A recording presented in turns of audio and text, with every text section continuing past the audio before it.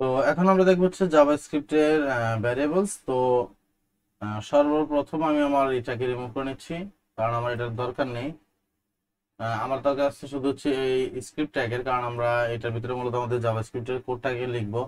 Otherwise আমরা যদি জাভাস্ক্রিপ্টের কোনো কোড লিখি সেটা কিন্তু সে মানে নর্মাল টেক্সট হিসেবে ধরবে, ব্রাউজারে বুঝতে পারবে না যে এটা আসলে জাভাস্ক্রিপ্ট কোড নাকি নর্মাল টেক্সট। সো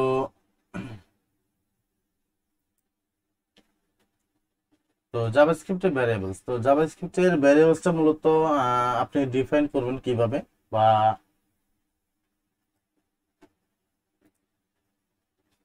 জাভাস্ক্রিপ্টের ভ্যারিয়েবলটা কি, বা জাভাস্ক্রিপ্টে কয় ধরনের মূলত ভ্যারিয়েবল লেখা যায়। তো এটা যে আপনি সবসময় মাথায় রাখবেন, আপনি যখন জাভাস্ক্রিপ্টে কোনো ভ্যারিয়েবল লিখবেন সেক্ষেত্রে সব সময় আপনাকে ভার ওয়ার্ডটা ব্যবহার করতে হবে। ভার মিন্স হচ্ছে ভ্যারিয়েবল। এটা হচ্ছে আপনার সুবিধার জন্য। আপনি যখনই মূলত একটা ভ্যারিয়েবলকে অ্যাসাইন করবেন, তো ভ্যারিয়েবল তো আলাদা একটা নাম হয়, কিন্তু এই ভ্যারিয়েবলের নামের আগে আপনাকে যে জিনিসটা ব্যবহার করতে হবে সেটা হচ্ছে বার। বার মিন্স ভ্যারিয়েবল। জাভাস্ক্রিপ্ট যখন আপনি একটা ভ্যারিয়েবল মানে একটা নাম লিখবেন এবং সেটা ভ্যারিয়েবল নাকি সেটা কিন্তু আপনার ব্রাউজার বুঝবে না, আপনি যতক্ষণ না তাকে এই ভার দিয়ে অ্যাসাইন করে দিবেন। তো জাভাস্ক্রিপ্টে আপনি মূলত তিন ধরনের ভ্যারিয়েবল লিখতে পারবেন। একটা হচ্ছে আপনার নিউমেরিক ভ্যারিয়েবল, একটা হচ্ছে স্ট্রিং ভ্যারিয়েবল, আর একটা হচ্ছে আপনার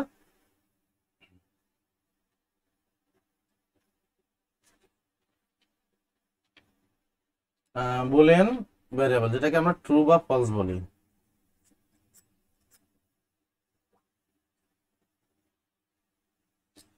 তো সর্বপ্রথম আমরা একটা ভ্যারিয়েবল অ্যাসাইন করব, আর সেজন্য আমি এখানে লিখবো হচ্ছে বার। আর আমি আমার ব্রাউজারটাকে চেঞ্জ করেছি, কারণ হচ্ছে মজিলা অনেক মূলত বেশি লোডিং টাইম নেয়, তো যেটা মূলত সমস্যা, তাই জন্য আমি ব্রাউজারটা চেঞ্জ করেছি।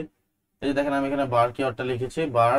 দেন আমি এখানে একটা ভ্যারিয়েবল নাম দিব, সাপোজ আমি দিলাম হচ্ছে ইয়ার। এখন বর্তমান 2023 সাল, তো আমি এখানে লিখলাম 2023। দেন আমি এটাকে কোটেশন দিয়ে ক্লোজ করে দিলাম। এটা হচ্ছে কি, এটা হচ্ছে আমার নিউমেরিক ভ্যারিয়েবল, ঠিক আছে। তো আপনি এই যে আমি যেখানে এখানে কমেন্ট করেছি, আপনি কিন্তু জাভাস্ক্রিপ্ট চাইলে যে ডাবল স্ল্যাশ ব্যবহার করে কিন্তু কমেন্ট করতে পারবেন। এটা জাভাস্ক্রিপ্ট এইচটিএমএল বলেন সবখানে আপনি ওইভাবে মূলত এই যে ডাবল স্ল্যাশ ব্যবহার করে দেন আপনি আপনার কমেন্টের যে টেক্সটটা থাকবে সেটাকে আপনি এখানে দিতে পারেন। এটা সে কমেন্ট হিসেবে ধরে নিবে, এটা সে আমাদের এখানে ব্রাউজারে দেখাবে না, ঠিক আছে।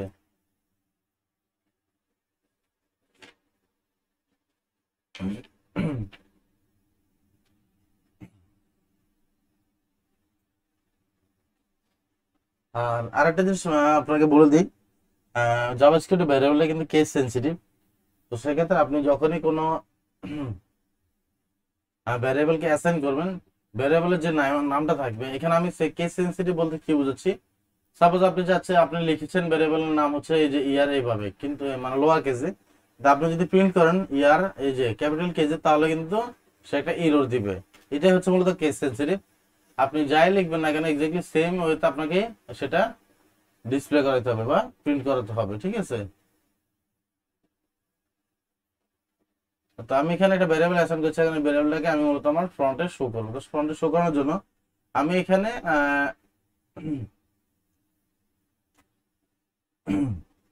সরি, আমি এখানে ডকুমেন্ট ডট, ধরেন আমি এখানে যে রাইটটা আছে রাইটটা ব্যবহার করব। এই রাইটের ভিতরে আমি দিয়ে দিব হচ্ছে ইয়ার।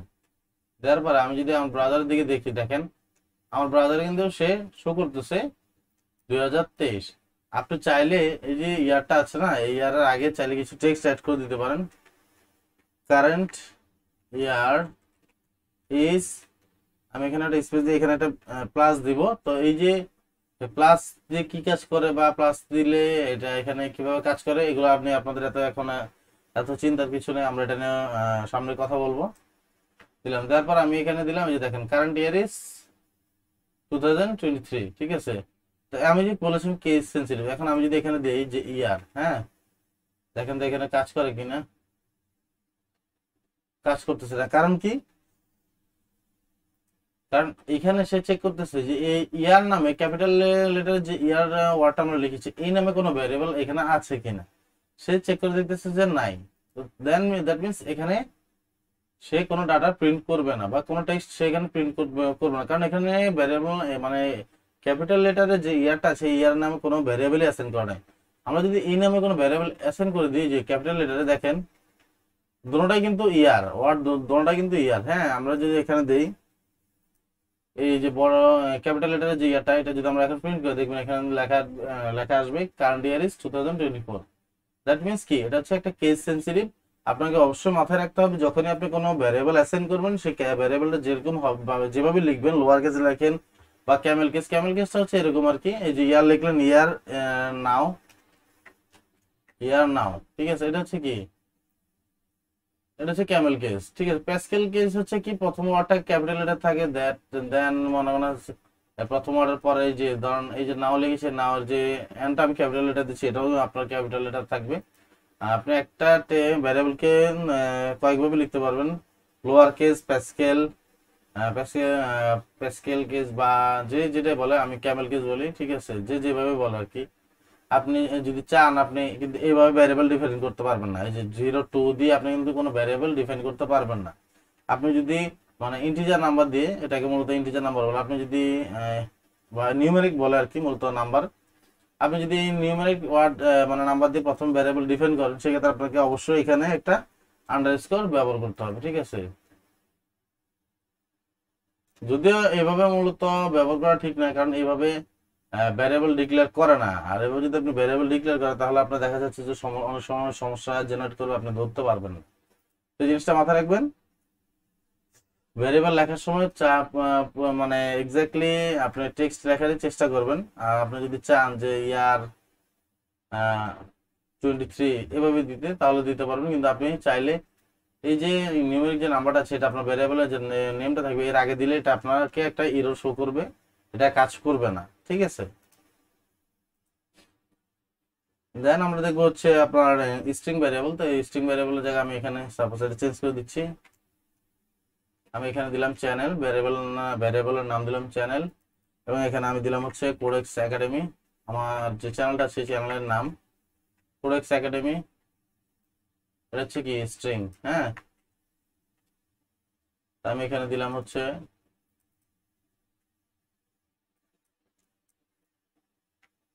ওয়েলকাম টু, আমার চ্যানেলের যে ভ্যারিয়েবলটা আছে ভ্যারিয়েবল নাম দেখেন এখানে চলে আসছে, ওয়েলকাম টু কোডেক্স একাডেমি।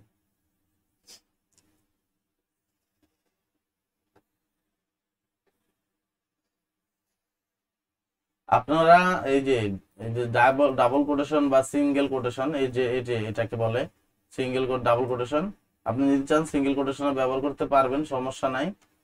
তো এইখানে আপনারা যখন ডাবল কোটেশন বা সিঙ্গেল কোটেশন দিবেন, হ্যাঁ, এটা কিন্তু কাজ করবে, এখানে কোনো কোনো এরর জেনারেট করবে না, কারণ আপনি চাইলেই দুইভাবেই স্ট্রিং লিখতে পারেন। আর এই ডাবল কোটেশন সিঙ্গেল কোটেশনের ভিতরে যাই থাকবে সেটাই হচ্ছে আপনার মূলত স্ট্রিং, যেটাকে আমরা টেক্সট বলি।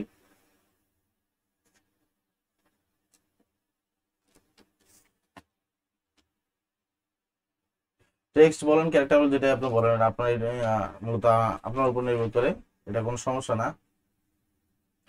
দেন আমরা দেখবো হচ্ছে কি, আমরা দেখবো হচ্ছে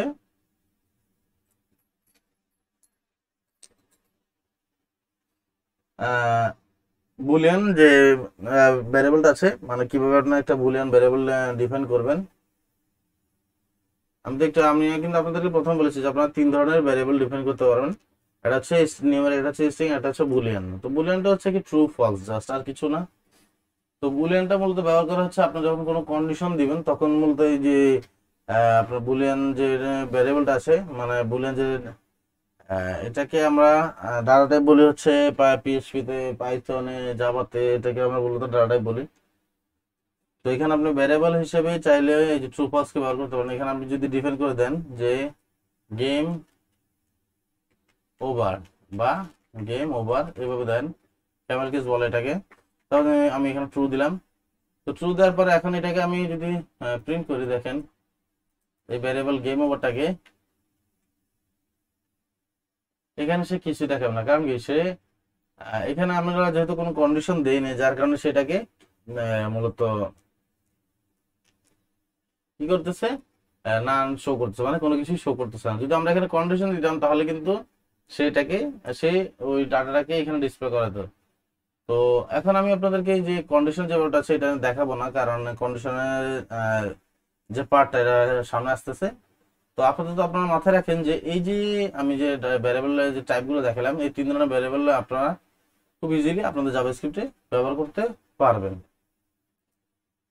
সো এটা তো হলো আপনার দেখা যাচ্ছে যে কি আমরা যে আমাদের জাভাস্ক্রিপ্টের যে কোডগুলো আছে সবগুলো কোড আমরা আমাদের বডিতে লিখতেছি। আপনারা যদি চান বা আপনারা যদি চান, আমরা যদি চাই, তাহলে আমরা কিন্তু আমরা এই কোডটাকে আমাদের যে হেড ট্যাগ আছে হেড ট্যাগের ভিতরেও ব্যবহার করতে পারি, কোনো সমস্যা নেই, এটা কাজ করবে।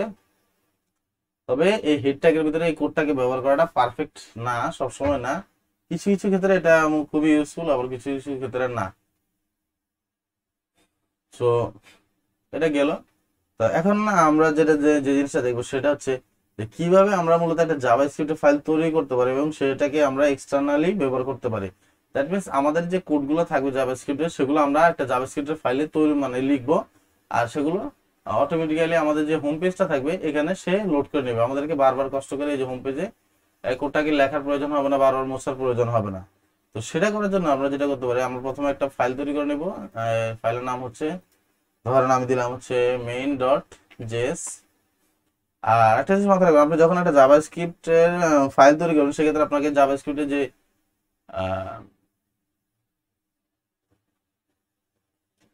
এক্সটেনশনটা আছে সেটা হচ্ছে .js, বা এটাকে আপনি কি বলবেন, এক একজন এক একটা বলে।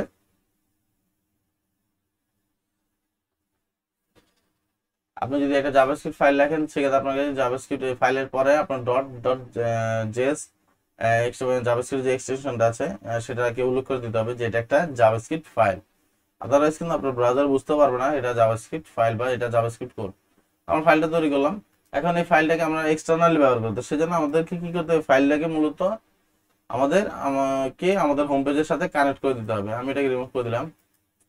তো রিমুভ করে দেওয়ার জন্য, রিমুভ করে দেওয়ার পর এখন আমরা যদি আমাদের এই যে main.js, হ্যাঁ, এই main.js কে যদি আমরা আমাদের হোম পেজে মূলত main.js এর ভিতরে যে কন্টেন্ট মানে যে কোডটা আমরা লিখবো সেটা যদি আমরা আমাদের হোম পেজে শো করতে চাই সেক্ষেত্রে আমাদেরকে কি করতে হবে, সেটার ক্ষেত্রে আমাদেরকে এখানে এটাকে লিঙ্ক করে দিতে হবে। লিঙ্ক করলে কি, এক্সটার্নালি আমরা এই ফাইলটাকে আমাদের index.html এর সাথে কানেক্ট করে দিচ্ছি। তো সেটা করার জন্য প্রথমে আপনাকে লিখতে হবে স্ক্রিপ্ট, দেন আপনাকে লিখতে হবে সোর্স। সোর্স হচ্ছে কি আপনার যে ফোল্ডারের যে লোকেশনটা আছে সেই লোকেশনটা। দেন আমাদের এখানে যেহেতু আমরা কোনো ফোল্ডার ব্যবহার করতেছি না, তো আমরা এখানে একটা স্ল্যাশ দিব, স্ল্যাশ দিয়ে আমরা এখানে দিব main.js। দেন আমরা এখানে এটাকে ক্লোজ করে দিব। সো আমাদের এখানে আমাদের ফাইলটা এক্সটার্নালি লিঙ্ক করা শেষ। এখন যদি আমি আপনাদেরকে ইন্সপেক্ট করে দেখাই, এই যে দেখেন আমার এখানে যে main.js নামক যে ফাইলটা আছে এটা চলে আসছে। আমি যদি এখানে ক্লিক করি, এই যে দেখেন আমি এখানে সাপোজ কিছু লিখি আপাতত আপনাদের বোঝানোর জন্য।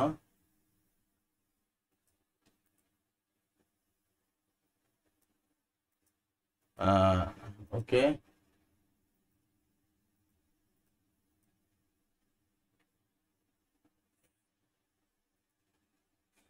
এখানে শো করবো না, কারণ হচ্ছে কি, কারণ আমাদেরকে এখানে